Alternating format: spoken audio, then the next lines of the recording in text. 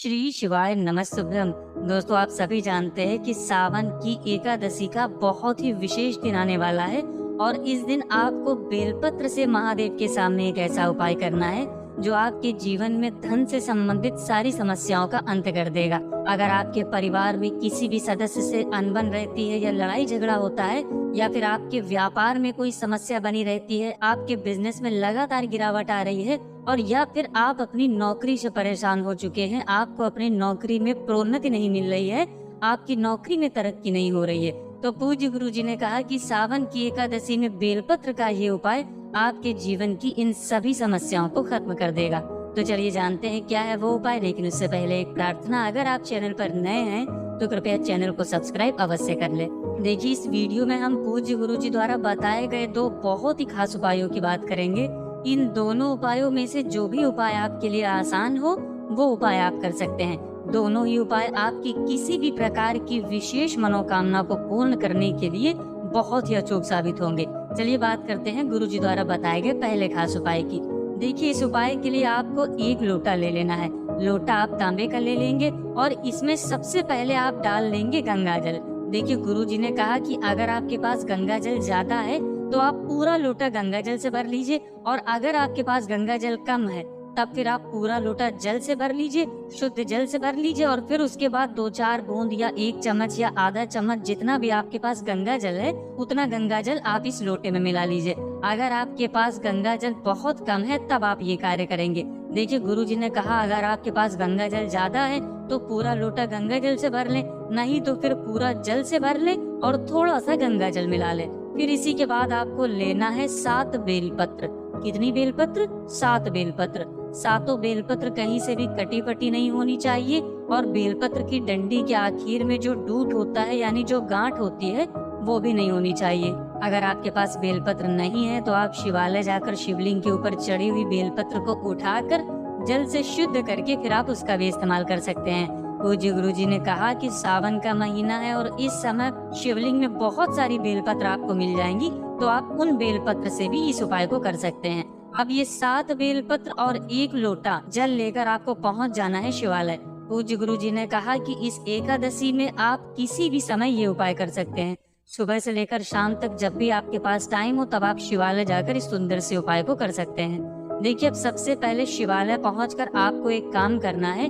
आप जो 1 लोटा जल गंगा जल मिला हुआ लेकर गए हैं उस लोटे में आपको ये 7 बेलपत्र डाल लेनी है। श्री शिवाय नमस्तुभ्यम मंत्र का स्मरण करते हुए ये 7 बेलपत्र आपको इस 1 लोटे जल में डाल लेनी है। फिर ये जल आपको नंदी महाराज का जो पैर उठा हुआ रहता है उसके ऊपर समर्पित कर देना है। श्री शिवाय नमस्तुभ्यम मंत्र का स्मरण करते जाइए और धीरे धीरे ये 1 लोटा जल नंदी महाराज का जो पैर उठा हुआ रहता है वहाँ पर समर्पित कर देना है। लेकिन आपको ध्यान रखना है कि ये बेलपत्र नहीं समर्पित होनी चाहिए। बेलपत्र आपको लोटे में ही रखनी है। जो 7 बेलपत्र बची हैं, वो बेलपत्र आपको एक एक करके शिवलिंग के ऊपर समर्पित करते जानी है। देखिए, आप श्री शिवाय नमस्तुभ्यम मंत्र का स्मरण करिए और 1 बेलपत्र समर्पित कर दीजिए। फिर श्री शिवाय नमस्तुभ्यम मंत्र का स्मरण करिए और 1 बेलपत्र समर्पित कर दीजिए। ऐसे आपको 7 बेलपत्र श्री शिवाय नमस्तुभ्यम मंत्र का स्मरण करते हुए एक एक करके समर्पित कर देनी है। गुरु जी ने कहा कि जल जो आप लेकर आए हैं वो नंदी महाराज के उठे हुए पैर के ऊपर समर्पित करेंगे और 7 बेलपत्र आप महादेव के ऊपर समर्पित करेंगे।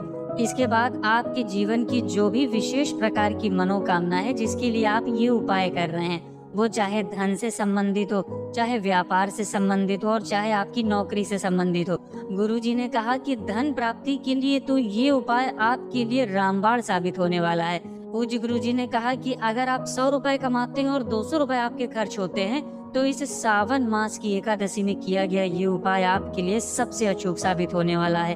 क्योंकि गुरु जी ने कहा कि सावन का ये पवित्र महीना महादेव को प्रसन्न करने के लिए बहुत ही आसान होता है, इसलिए हमें ये उपाय करने से बिल्कुल भी नहीं चूकना चाहिए। अब इसके बाद बात करते हैं पूज्य गुरु जी द्वारा बताए गए दूसरे खास उपाय की। देखिए, दूसरा उपाय उन लोगों को तो करना ही है जिनकी किसी भी प्रकार की विशेष मनोकामना परिपूर्ण नहीं हो पा रही है और साथ ही साथ उन्हें भी करना है जिनके जीवन में कोई भूमि से संबंधित दिक्कत चल रही हो, जमीन से संबंधित दिक्कत चल रही हो या फिर वे अपना मकान नया लेना चाह रहे हो या भूमि से संबंधित या मकान से संबंधित कोई विवाद चल रहा हो, तो उन लोगों को भी ये उपाय जरूर करना चाहिए। देखिए, इस उपाय के लिए आपको 1 लोटा जल ले लेना है, साथ ही साथ आपको 1 टुकड़ा गुड़ का लेना है और 1 बेलपत्र लेना है। बस बेलपत्र लेते समय आपको ध्यान रखना है कि ये कहीं से भी कटी-फटी नहीं होनी चाहिए और इसकी डंडी के आखिर में जो डूट होती है, जो डंठल होती है, वो तोड़कर आप अलग कर लेंगे। अब देखिए, सबसे पहले आप जो 1 लोटा जल लिए हैं, उस जल में ये गुड़ का टुकड़ा मिला लेंगे और ये लोटा और बेलपत्र लेकर आप पहुंच जाएंगे किसी भी केले के वृक्ष के नीचे। देखिए, आप सभी जानते हैं कि सावन के इस पवित्र महीने की जो पहली एकादशी पड़ रही है, वो गुरुवार के दिन पड़ रही है। गुरुवार का दिन समर्पित होता है भगवान विष्णु को और एकादशी की तिथि भी समर्पित होती है भगवान विष्णु को। इसलिए आपको सावन की पहली एकादशी, ये जो बृहस्पतिवार के दिन पड़ रही है, इसमें आपको ये उपाय जरूर करना चाहिए। देखिए, अब सबसे पहले जो आप 1 लोटा जल ले गए हैं, उस जल के थोड़े जल को आप केले की वृक्ष में समर्पित कर देंगे। केले की वृक्ष की जो जड़ होती है, उसमें आप थोड़ा सा जल समर्पित कर देंगे और आप कम से कम 11 बार या 21 बार या 51 बार, जितना भी आपके पास टाइम हो, उतनी बार आप ओम नमो भगवते वासुदेवाय इस मंत्र का स्मरण जरूर करिएगा। आप कम से कम 11 बार इस मंत्र का स्मरण जरूर करिएगा। भगवान विष्णु का सबसे प्रिय मंत्र है और साथ ही साथ जब भगवान विष्णु की कृपा हमारे जीवन में प्राप्त होती है, तो हमें धन से संबंधित जो समस्याएं हमारे जीवन में चल रही है, उनसे हमें बहुत ही जल्द छुटकारा मिलना शुरू हो जाता है। अब थोड़ा सा जल समर्पित करने के बाद आपको बाकी बचा हुआ पूरा जल लेकर आ जाना है शिवालय और साथ ही साथ 1 बेलपत्र ले आनी है। अगर आपके पास बेलपत्र नहीं है तो आप शिवलिंग के ऊपर चढ़ी हुई बेलपत्र को उठाकर जल से शुद्ध करके फिर उसका भी इस्तेमाल कर सकते हैं। अब देखिए, शिवालय पहुंचकर सबसे पहले आप जो 1 बेलपत्र लाए हैं, उस बेलपत्र को आप अपने हाथ में रखिए और आपके जीवन की जो भी समस्या है, वो महादेव से दूर करने की प्रार्थना कर लीजिए।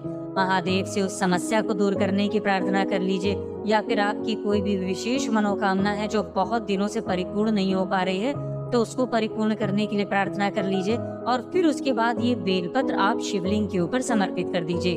फिर उसके बाद आप जो जल बचा हुआ लेकर आए हैं, उस जल को इसी बेलपत्र के ऊपर धीरे धीरे समर्पित करते जाएंगे और शिव महापुराण के मूल मंत्र श्री शिवाय नमस्तुभ्यम का लगातार स्मरण करते जाएंगे। गुरुजी ने कहा कि जल आपको इतने धीरे समर्पित करना है कि जल समर्पित करते करते आप कम से कम 11 बार श्री शिवाय नमस्तुभ्यम मंत्र का जाप जरूर करिए या फिर ओम नमः शिवाय का जाप करिए। इसके बाद जलाधारी से जो जल नीचे गिर रहा है, उसको आप थोड़ा सा अपने हाथ में ले लीजिए और अपनी दोनों आंखों के ऊपर लगा लीजिए। गुरुजी कहते हैं कि इस एकादशी के दिन अगर हम ये विशेष उपाय करते हैं, तो यकीन मानिए हमारे जीवन की सारी समस्याओं का अंत होगा। महादेव की कृपा तो हमें प्राप्त होगी ही होगी और साथ ही साथ गुरुवार के दिन पड़ने वाली ये एकादशी हमें भगवान विष्णु की भी कृपा प्राप्त करवाएगी। देखिए, ये उपाय आपको शाम को सूर्यास्त के पहले ही कर लेना है। शाम को जब सूर्यास्त होते हैं तो उससे पहले ही आप ये उपाय कर लेंगे, क्योंकि केले की वृक्ष में जो जल आप समर्पित करेंगे वो सूर्यास्त के बाद आपको समर्पित नहीं करना होता है, इसलिए आप सूर्यास्त के पहले ही ये उपाय कर लेंगे। तो दोस्तों, ये थे पूज्य गुरुजी द्वारा बताए गए 2 बहुत ही खास उपाय जो आपको इस एकादशी में बिल्कुल भी करने से नहीं चूकना है। अगर आपको जानकारी अच्छी लगी है तो वीडियो लाइक करिएगा। मिलते हैं फिर एक नए वीडियो के साथ। श्री शिवाय नमस्तुभ्यम।